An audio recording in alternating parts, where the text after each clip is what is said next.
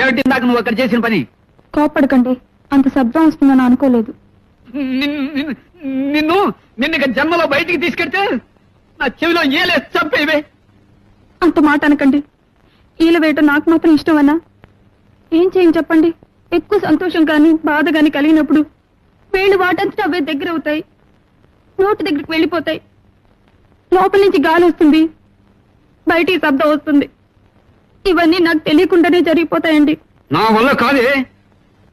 ఏలేసే పెళ్ళాన్ని ఏలుకోలేను. ఇవాళ రేపో వకీల్ గారిని కలిసి నీకు విడాకులు ఇచ్చేస్తాను. అంటే ఏంటండి? కోర్టు వారు నీకు నాకు ఇక ఏ సంబంధం లేదని కాగితం ఇస్తారు. అది